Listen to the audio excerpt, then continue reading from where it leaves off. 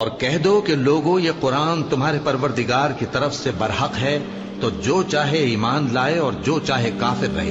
ہم نے ظالموں کے لیے دوزخ کی آگ تیار کر رکھی ہے جس کی قناتیں ان کو گھیر رہی ہوں گی، اور اگر فریاد کریں گے تو ایسے کھولتے ہوئے پانی سے ان کی داد رسی کی جائے گی جو پگھلے ہوئے تانبے کی طرح گرم ہوگا اور جو ان کے چہروں کو بھون ڈالے گا۔ ان کے پینے کا پانی بھی برا اور آرام گاہ بھی بری، اور جو ایمان لائے اور کام بھی نیک کرتے رہے تو ہم نیک کام کرنے والوں کا اجر ضائع نہیں کرتے۔ ایسے لوگوں کے لیے ہمیشہ رہنے کے باغ ہیں جن میں ان کے محلوں کے نیچے نہریں بہ رہی ہیں، ان کو وہاں سونے کے کنگن پہنائے جائیں گے اور وہ باریک دیبا اور اطلس کے سبز کپڑے پہنا کریں گے اور تختوں پر تکیے لگا کر بیٹھا کریں گے۔ کیا خوب بدلہ اور کیا خوب آرام گاہ ہے۔ اور ان سے دو شخصوں کا حال بیان کرو جن میں سے ایک کو ہم نے انگور کے 2 باغ عنایت کیے تھے اور ان کے گردا گرد کھجوروں کے درخت لگا دیے تھے اور ان کے درمیان کھیتی پیدا کر دی تھی۔ دونوں باغ کثرت سے پھل لاتے اور اس کی پیداوار میں کسی طرح کی کمی نہ ہوتی، اور دونوں میں ہم نے ایک نہر بھی جاری کر رکھی تھی،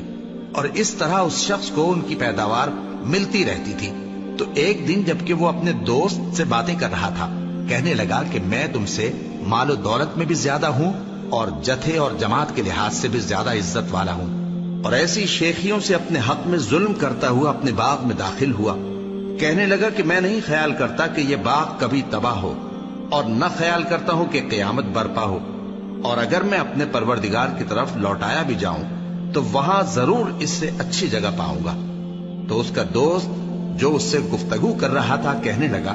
کہ کیا تم اس ذات سے کفر کرتے ہو جس نے تم کو مٹی سے پیدا کیا، پھر نطفے سے، پھر تمہیں پورا آدمی بنایا؟ مگر میں تو یہ کہتا ہوں کہ اللہ ہی میرا پروردگار ہے، اور میں اپنے پروردگار کے ساتھ کسی کو شریک نہیں کرتا۔ اور جب تم اپنے باغ میں داخل ہوئے تو تم نے ما شاء اللہ لا قوت الا باللہ کیوں نہ کہا؟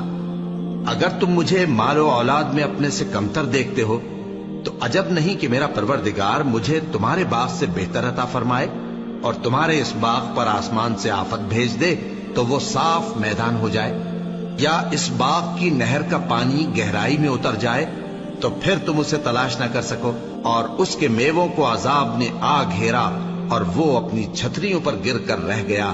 تو جو مال اس نے اس پر خرچ کیا تھا اس پر حسرت سے ہاتھ ملنے لگا اور کہنے لگا کہ کاش میں اپنے پروردگار کے ساتھ کسی کو شریک نہ بناتا۔ اس وقت اللہ کے سوا کوئی جماعت اس کی مددگار نہ ہوئی اور نہ وہ بدلہ لے سکا۔ یہاں سے ثابت ہوا کہ حکومت سب اللہ کی ہے، جو معبود برحق ہے